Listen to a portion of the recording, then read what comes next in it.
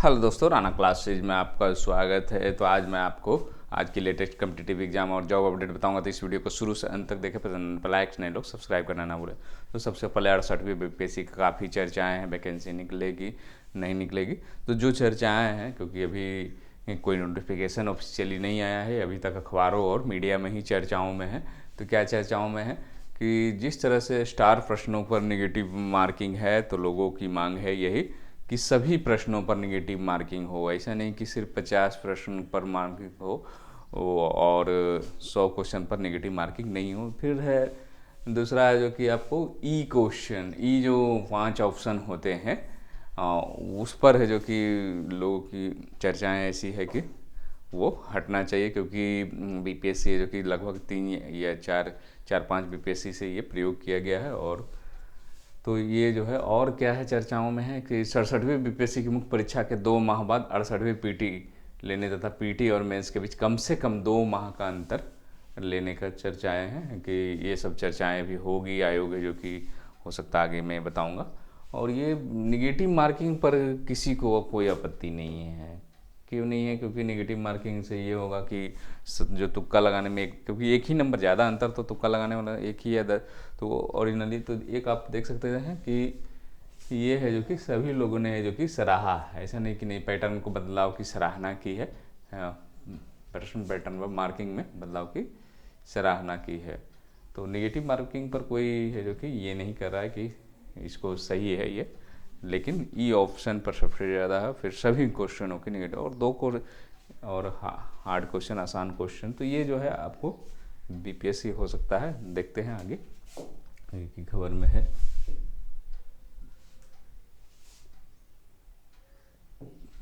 BPSC छात्रों से लेगा फीडबैक। विकल्प पहले 68वीं प्रारंभिक परीक्षा पहले छात्रों से आवेदन के समय ही फीडबैक लेगा। आवेदन में फीडबैक का विकल्प दिया जाएगा। आयोग के अध्यक्ष अतुल प्रसाद ने बताया कि छात्रों की ओर से कुछ बदलाव को लेकर ज्ञापन। छात्रों ने निगेटिव मार्किंग को सही करार दिया। इसमें 50 प्रश्न अलग कैसे, इसके लिए छात्रों में थोड़ा कन्फ्यूजन है। छात्रों का तर्क था कि सभी प्रश्नों को एक समान कर दिया जाए, कठिन और हल्के का प्रावधान सही नहीं है। आयोग के अध्यक्ष ने कहा कि 68वीं आवेदन है जो कि परीक्षा आवेदन माह के अंत में लिया जाएगा और जनवरी में परीक्षा नहीं ली जाएगी। इसमें कुछ बदलाव समय प्रारंभिक और लिखित परीक्षा में मार्किंग या स्केलिंग कैसे किया जाएगा, इसके लिए भी छात्रों को प्रतिक्रिया देने का मौका मिलेगा। छात्रों के प्रतिनिधिमंडल ने प्रश्नों में दिए गए ई विकल्प को हटाने की मांग किया है। स्टार प्रश्नों की जगह को शामिल करने की बात कही, यानी जो प्रश्न पत्र कठिन है उसके स्थान पर प्रश्न को स्तरीय देने का प्रयास किया जाए। इसके अलावा प्रारंभिक परीक्षा और तथा 60 दिन का अंतर रखा जाए। तो इसमें ये जो खबर है उसमें एक चीज़ तो क्लियर है, अध्यक्ष ने कहा कि आवेदन माह के अंत में लिया जाएगा। मतलब ये जो दीपावली में जो चर्चाएं थी वो भी अब ख़त्म हो गई है, क्योंकि पहले आए कि जनवरी में वैकेंसी आई, वो ख़त्म हुई। कल है जो कि दीपावली में 2-3 दीपावली के पहले आ जाएगी, वो भी ख़त्म हो गई। अब जो है आवेदन माह के अंत में लिया जाएगा, जनवरी में परीक्षा नहीं ली जाएगी। तो 2 चीज़ आपको क्लियरेशन हो गया है इसमें आज की खबरों में। फिर आगे क्या होगा ये तो पता नहीं, लेकिन डेली चेंजेज हो रहे हैं। तो ये जो है जनवरी में अब परीक्षा नहीं ली जाएगी। और इसमें प्रारंभिक और लिखित परीक्षा में स्केलिंग और एक चीज़ गौर से देखेंगे तो 68वीं प्रारंभिक परीक्षा के पहले, मतलब 68वीं परीक्षा पहले जो कि छात्रों के आवेदन के समय ही फीडबैक लेगा। मतलब जो 68वीं का विज्ञापन निकलेगा आवेदन में फीडबैक का विकल्प रहेगा 68वीं परीक्षा के पहले। तो एक चीज़ तो क्लियर है कि जब भी विज्ञापन निकलेगी तो उसमें अगर सारी चीज़ें क्लियर नहीं होंगी तो बीच में आप चेंजेस नहीं कर सकते हैं। बीच में आप मान लीजिए जो भी दिया जाता है, जैसे 150 प्रश्नों की जब परीक्षा होती है तो उसमें स्पष्ट रूप से दिया रहता है कि इसमें निगेटिव मार्किंग नहीं हो, मतलब चर्चा नहीं रहती है। इसका मतलब है कि फीडबैक जो है जब भी लेना होगा तो विज्ञापन के पहले लेना होगा। अगर आप विज्ञापन के बाद लेते हैं तो इसका मतलब है कि वो विज्ञापन में तो क्लियर रहना चाहिए कि 150 प्रश्न है जो कि नेगेटिव मार्किंग होगी नहीं होगी, या जो भी चेंजेज हो रहे हैं। तो कहीं ना कहीं इस पर भी है जो कि अब मानकर चला आवेदन माह के अंत में जो लिया जाएगा, तो ये भी है जो कि हो सकता है फीडबैक के चलते डिले हो सकती है। तो मतलब 68वीं बीपीएससी पर अभी भी संशय है जो कि बरकरार है। और इसमें तो स्पष्ट रूप से लिखा गया है कि आपको जनवरी में परीक्षा नहीं होगी। तो देखते हैं कब है जो कि फाइनली संशय दूर होता है। ये जो दीपावली वाला है वो तो ये सब घटनाक्रम से ये खत्म हो गया, क्योंकि विज्ञापन में सारी चीज़ों को अंकित रहना चाहिए, और अगर फीडबैक लिया जाएगा तो फीडबैक के बाद, और इसमें तो लिखा हुआ माह के अंत तक। फिर आते हैं दूसरी खबरों पर, क्या है।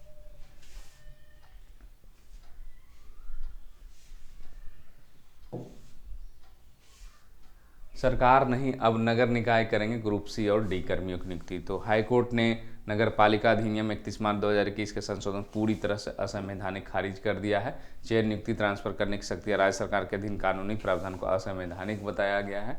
और ग्रुप सी और डी में जो भर्ती होगी वो कर्मियों का चयन जो नियुक्ति है जो कि अधीन हो गई थी, जबकि इससे पहले पूरा अधिकार नगर निकायों के पास था। तो मतलब क्या होगा कि नगर निकाय ही है जो कि जैसे पहले नियुक्ति होती थी उसी तरह से है जो कि होगी। और कोर्ट ने कहा ये असंवैधानिक है। याची ने कहा कि ये सब जो है कि आपको लोकल बड़ी जो भी ग्रुप सी और डी के जो पदों की जो नियुक्ति होगी वो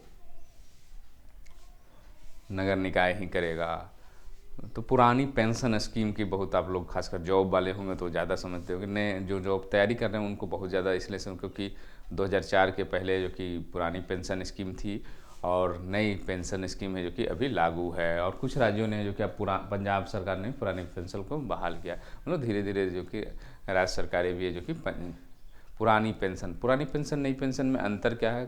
पुरानी पेंशन में आपको पेंशन के लिए कोई पैसा नहीं कटता था, लेकिन नई पेंशन स्कीम में है कि आपकी 10% है जो कि राशि जो है किसकी कटेगी, जो बेसिक है और प्लस डी है उसका 10% कट जाती है, 14% सरकार देती है, 24% है जो कि आपको जमा होती है और वो शेयर मार्केट में के आधार पर होती है। तो यही है, लोगों की मांग है कि हर राज्य में चल रही है कि बिहार में भी मांग चल रही है पुरानी पेंशन स्कीम लागू किया जाए। तो धीरे धीरे 3-4 राज्य आप देख रहे हैं, झारखंड हो गया, पंजाब हो गया और एक राज्य मुझे याद नहीं है, तो कहीं ना कहीं जो कि ये चर्चाएं चल रही है। उसके बाद है जो कि स्वास्थ्य में जो कि 37,400 कर्मी 5 साल में होंगे, अगले वर्ष इतने और होंगे। तो 5 साल में 37,400 कर्मी बहाल इतने और होंगे जितना कल जो कि 9,000 का कुछ दिया गया है, 469 का। तो मुख्यमंत्री डिजिटल हेल्थ योजना शुरू किया गया है। तो मतलब ये जो है आपको स्वास्थ्य विभाग में बहालियाँ है जो कि चलती रहेगी।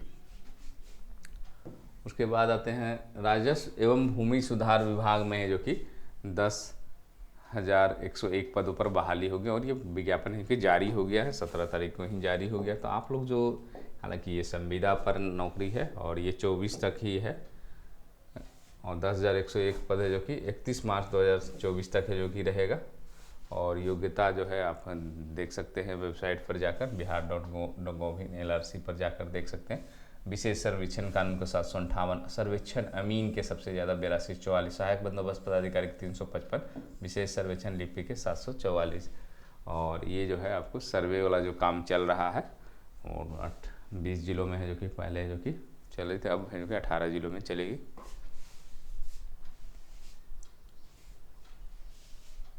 उसके बाद आते हैं दूसरी खबरों पर।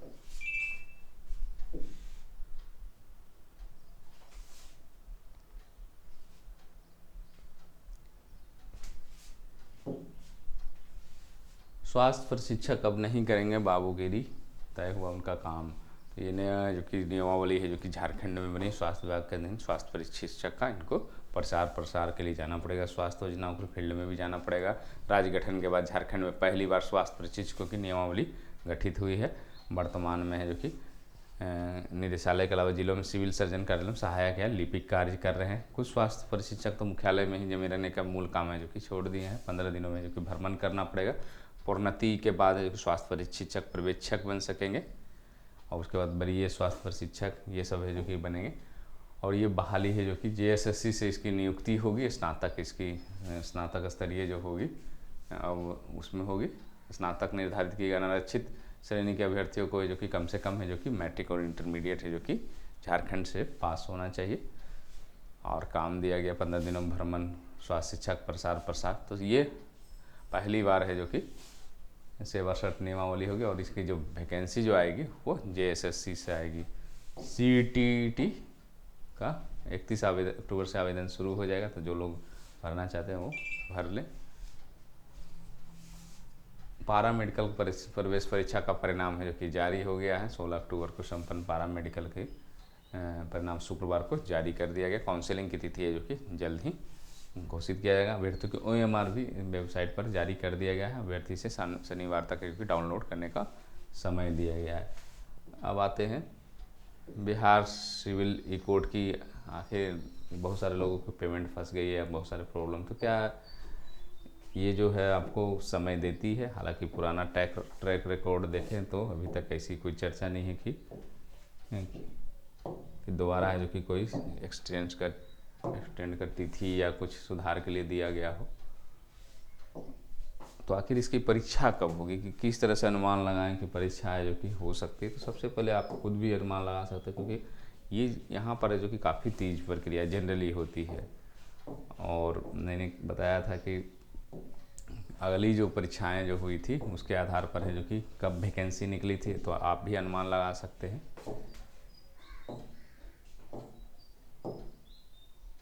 तो ये जो है आपकी वैकेंसी जो निकली थी एम्प्लॉयमेंट नोटिस कलर की जैसे है, और ये बहाली जो है आपको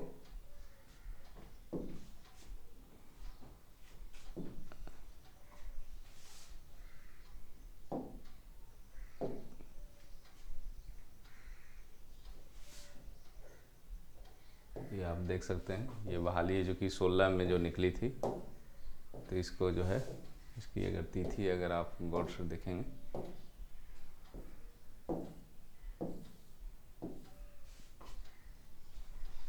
तो इसमें हालांकि तिथि नहीं दिया हुआ है कोई तिथि। तो ये जो है आपको 16 वाले थी, और इसकी जो परीक्षा जो है आपको नोटिस ऑफ, यहाँ पर आप देख सकते एग्जामिनेशन ऑफ क्लर्क।